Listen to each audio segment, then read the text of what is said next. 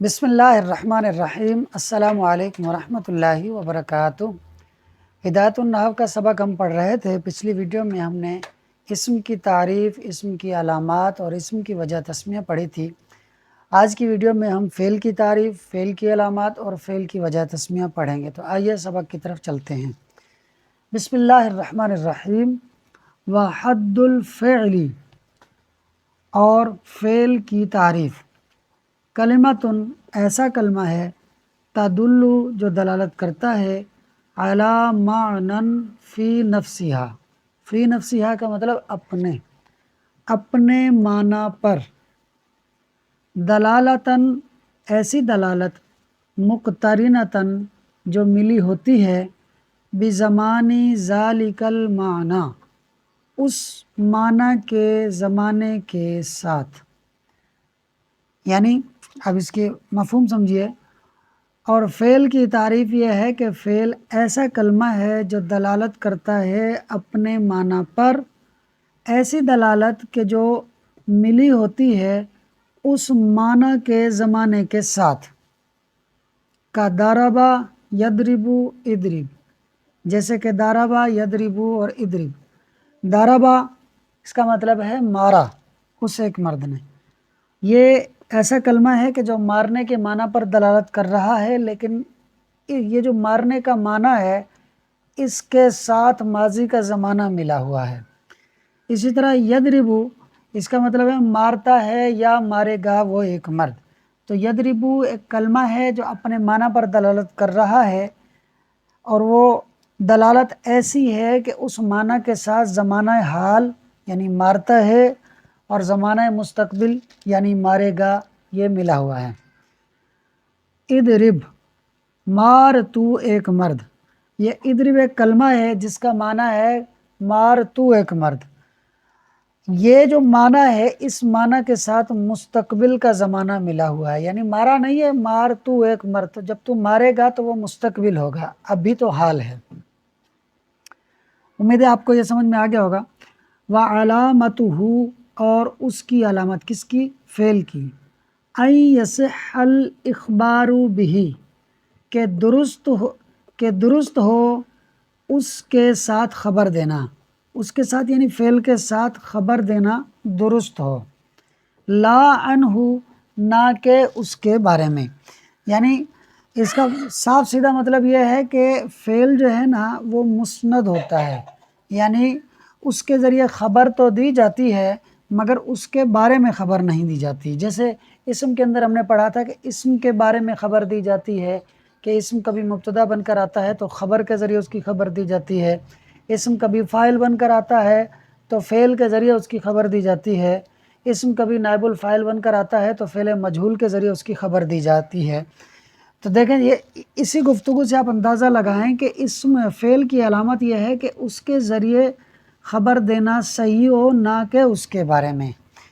اس کے بعد ہے وَدُخُولُ قَدْ وَالسِّینِ وَالسَّوْفَ، اور قد اور سین اور سوف کا داخل ہونا۔ یعنی فعل وہ ہوتا ہے کہ جس کے اوپر قد داخل ہو، جیسے قد ضربا، تحقیق مارا اسے ایک مرد نے۔ اس کے اوپر سین داخل ہو، جیسے سیعلم، ان قریب جان جاؤ گے تم۔ اس کے اوپر سوف داخل ہو، جیسے سوف تعلمون، ان قریب تم سب مرد جان جاؤ گے۔ تو فعل وہ ہوتا ہے جس کے اوپر قد داخل ہو سکے، جس پر سین داخل ہو سکے، جس پر سوف داخل ہو سکے۔ والجزم، اور جزم ہونا، یعنی فعل وہ کلمہ ہوتا ہے کہ جس کے اوپر جزم آتا ہے، جزم نہیں جزم آتا ہے، جیسے لم یضرب، با کے اوپر جزم آ گیا، جس کا مطلب ہے نہیں مارا اسے ایک مرد نے۔ والتصریف الی الماضی والمضارع، اور پھرنا ماضی اور مضارع کی طرف۔ یعنی فعل وہ ہوتا ہے کہ جس کی گردان ہوتی ہو، ماضی کی یا مضارع کی۔ جیسے ضربا فعل ہے، اب اس کی گردان بنے گی ضربا، ضربا، ضربو، ضربت، ضربتا، ضربنا، ضربتا، ضربتما، ضربتم، ضربتی، ضربتما، ضربتن، ضربتو، ضربنا۔ تو ضربا فعل تھا، ماضی کی طرف گھوما، یعنی پورے 14 سیغوں کی طرف گھوم گیا۔ اسی طرح ضربہ سے یضربو بنا تو اس کی بھی گردان ہے یضربو یضربانی یضربون تضربو تضربانی یضربنا تضربو تضربانی تضربون تضربین تضربانی تضربنا اضربو نضربو۔ تو فعل وہ کلمہ ہوتا ہے جس کی ماضی اور مضارع کی گردان بنتی ہو۔ وَكَوْنُهُ أَمْرًا أَوْ نَهْيًا، اور اس کا یعنی فعل کا امر یا نہیں ہونا، جیسے اضرب یہ امر ہے لہٰذا یہ فعل ہے، لا تضرب یہ نہیں ہے لہٰذا یہ فعل ہے۔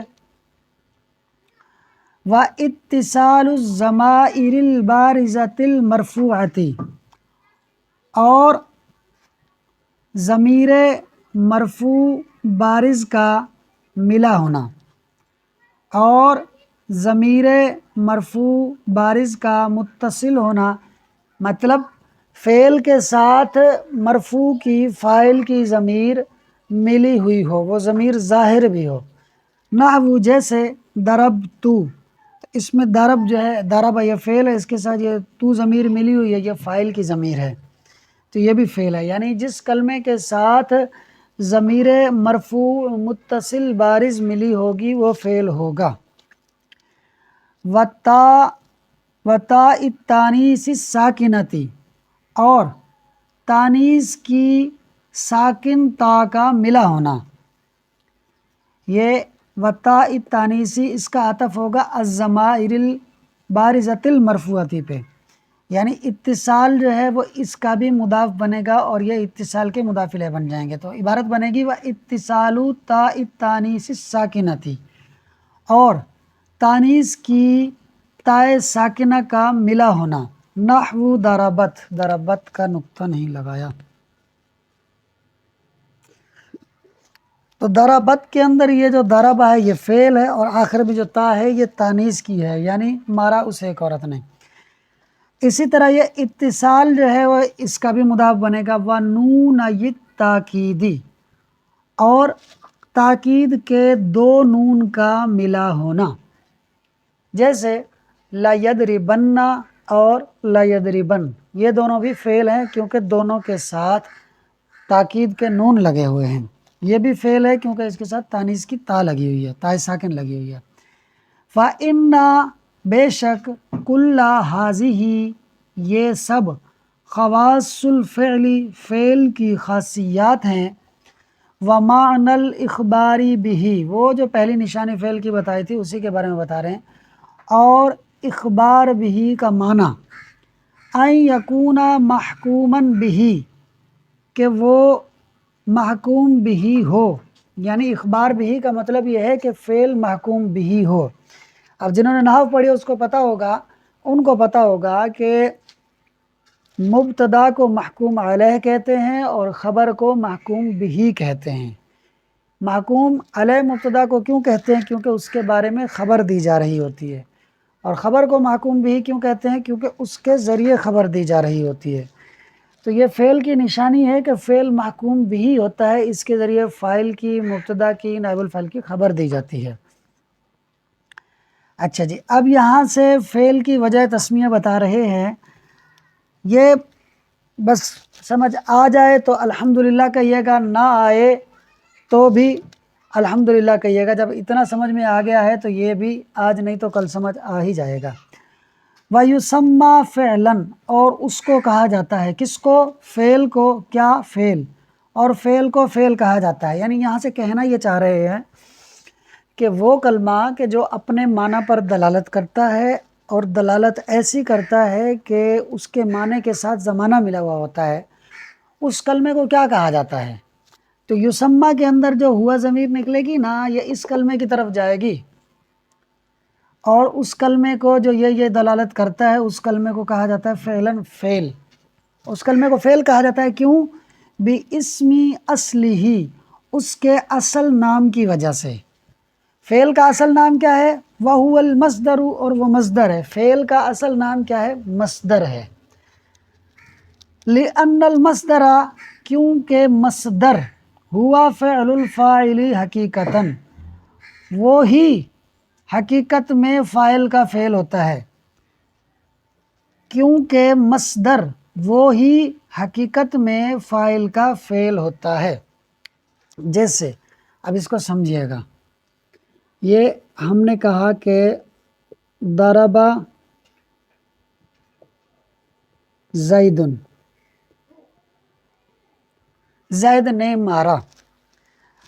اب سوال ہو کہ بھی زید نے کیا کیا؟ مارا، یعنی کس چیز کا کام کیا؟ ضرب کا کام کیا۔ کس چیز کا کام کیا؟ ضرب کا۔ اور یہ ضرب کیا ہے؟ یہ مصدر ہے۔ تو فاعل نے ضربا کے اندر جو کام کیا ہے وہ ضرب کا کیا ہے، اور ضرب مصدر ہے۔ تو اسی کو بنیاد بنا کر وہ کہہ رہے ہیں کہ فعل کو فعل کہا جاتا ہے اس کے اصل نام کی وجہ سے، اور فعل کا اصل نام ہوتا ہے مصدر۔ کیوں مصدر اس کا اصل نام ہوتا ہے؟ کیونکہ فاعل کا جو فعل ہوتا ہے نا، حقیقت میں وہ مصدر ہی ہوتا ہے۔ جیسے کھانا رکھا ہو اور کوئی کھا لے تو ہم سوال کرتے ہیں یہ کھانے کا کام کس نے کیا؟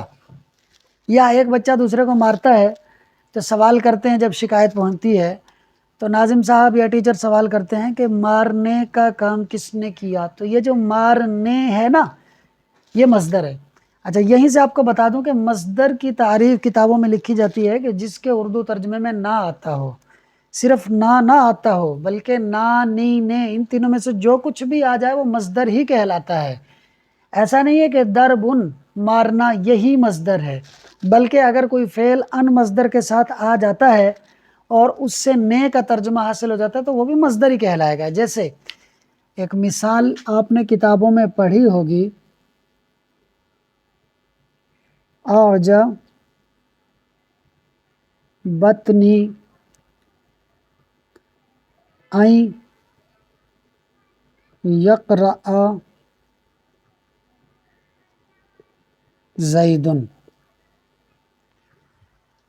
مجھے حیران کیا کہ زید نے پڑھا، زید پڑھے گا۔ مجھے حیران کیا کہ زید پڑھے گا، مطلب مجھے زید کے پڑھنے نے حیران کیا۔ یہ ان مصدریہ ہے جو کہ فعل مضارع پر داخل ہے، تو اس کو مصدر کے معنی میں کر رہا ہے۔ اب مصدر کا ترجمہ دیکھیں کیا ہو رہا ہے، مجھے حیران کیا زید کے پڑھنے نے۔ پڑھنے، یہ جو نے کا ترجمہ آ رہا ہے یہ مصدر کا ہی ترجمہ ہے۔ تو مصدر کا ترجمہ صرف نا سے نہیں آتا، نے بھی ہو سکتا ہے، نی بھی ہو سکتا ہے، نو بھی ہو سکتا ہے۔ تو وہی بات ہم کر رہے تھے کہ فعل کو فعل کہا جاتا ہے اس کے اصل نام کی وجہ سے، اور اس کا اصل نام ہوتا ہے مصدر۔ فعل کا اصل نام مصدر کیوں ہوتا ہے؟ کیونکہ فاعل کا فعل حقیقت میں مصدر ہی ہوتا ہے۔ کیسے ہوتا ہے؟ جیسے کسی نے کوئی کام کیا تو ہم جب اس کے بارے میں سوال کرتے ہیں تو ہم بطور مصدر پوچھتے ہیں، بھئی یہ کھانے کا کام کس نے کیا، مارنے کا کام کس نے کیا، پڑھنے کا کام کس نے کیا؟ تو فعل میں سے اس کا مصدری معنی نکل کر آ رہا ہوتا ہے۔ امید ہے کہ آپ کو یہ اس کی وجہ تسمیت سمجھ میں آ گئی ہوگی۔ اگر نہیں آئی صبر کیجیے گا، آ گئی ہے شکر کیجیے گا۔ ویڈیو اچھی لگی ہو تو ویڈیو کو لائک اور شیئر کر دیں، اور چینل کو ضرور سبسکرائب کر دیں۔ چینل کا نام ہے پرائڈ ایجوکیشن۔